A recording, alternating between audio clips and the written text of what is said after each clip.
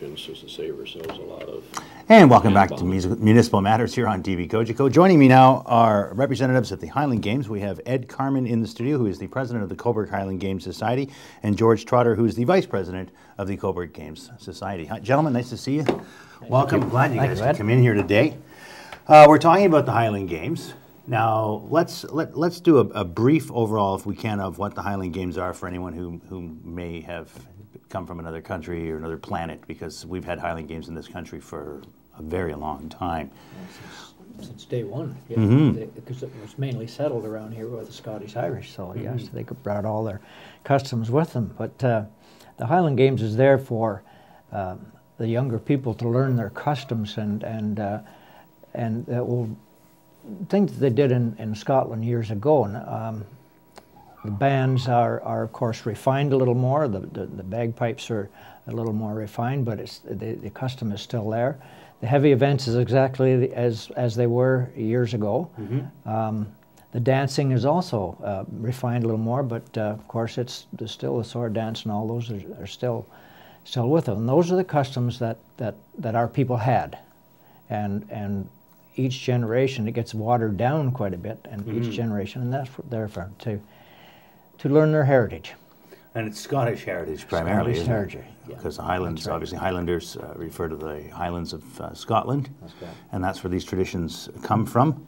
A lot of the traditions, the sword dance for instance, they were done during festivals and what have you as well, for marriages and for births and christenings. I would think they'd get together. Before a battle. That's when it was done. Well, that's another interesting thing too, because they talk about the pipes, you know, and for generations, I don't know if it's still done to this day, but for generations, the pipers were the ones who led the troops into battle, weren't they?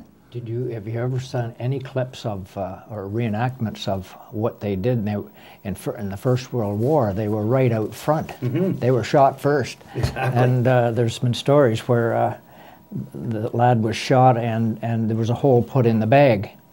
And they got to an old farmhouse somewhere in France, and the farmer sewed up the bag so he could go out the next day and blow those pipes and carry on and lead. And some of the foreign people were foreign to Scotland were afraid. What's that sound? That was exactly. That's what it was. It was to instead. You could hear it for miles, couldn't you? I mean, it was there. And you can. It was there to instill fear in your enemy, I suppose, and also to tell them that the Scotsmen were coming and it's time to watch out. The Germans, I think, in the Second World War referred to them as the devils in skirts or something along those lines, wasn't it? Yeah, that sound, and when they first heard that sound, they retreated. There was one battle where they did retreat a bit because of the sound. They didn't recognize that sound. Yeah. Well, it's quite a different sound when you're hearing the gunshots and the shells going off over, and then you hear this high wailing sound. I mean, I can hear them. I can hear the pipers rehearsing in the old jail courtyard there, and they rehearse a couple of times a week. And I live on King Street, and you can hear them for several blocks away. Now, the Highland Games it's a national organization, is it not? The Highland Games, and are the dates chosen at a national level when you can have your games, or is that determined by you locally? Locally. Okay. Yeah. Go ahead, Ed. We try not to compete with any other games. Like we know some of the main games, Fergus and Maxville, for example, they're major competition games, and so we certainly make sure we don't compete with them, but we've been trying to stay around the same time, late June, early July, for years, and everybody knows that sort of thing, so that all of the groups that participate, the bands, the dancers, the heavies, they start booking their schedules, and so they know that Cobourg's on this weekend, they know Georgetown's here, Fergus is wherever, and so forth, and so every weekend these people are all someplace other than at home. It's true. It seems to be they're booked up, and as you said, they go right across the province. Yeah, right, and the northern states as well. Now, do you travel down east as well, into Nova Scotia and places of that there? I think the Royal Canadian Tattoo was there last year, was it not? In Nova Scotia? Halifax every year. Exactly. Yep. And then there's games in Prince Edward Island, and there's games in Cape Breton, but they all seem just to keep their own weekends. So it's a gentleman's agreement, I guess, that we don't step on someone else's toes, and we're all competing for the same thing and to give the public the same thing. So why have them all on the same day? But there's one every weekend somewhere.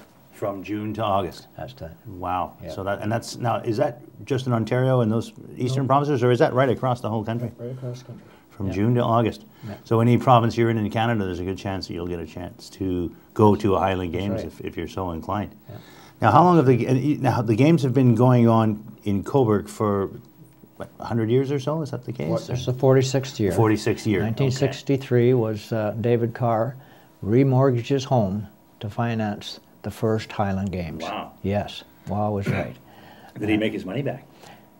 We assume so. It's not in the books. We hope so. Eh? We don't know when or how much he actually had to draw on, or when he actually was cleared the mortgage up. But his family's still around. His one daughter still lives in town. And I think one son lives in Peterborough. Do they take part in the games themselves? Not really. The youngsters, no? In fact, the story is that the one daughter, she was originally going to get married on the weekend of the games.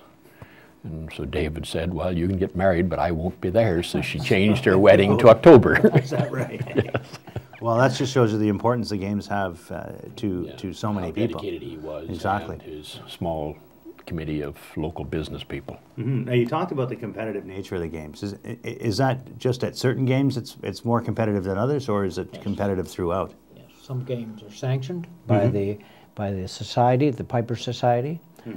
We're not a member of that Piper Society. Durham Games are not a member, and Cobourg is not a member. There's 7 or 8 of us in Ontario that are not a member because we're too small.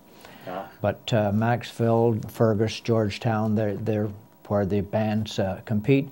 And then the last competitive games is Maxville, and the winner of Maxville goes to Scotland. But yeah, right? Yeah, that's right. And then there's so I guess that's the big tattoo is in Scotland, isn't it?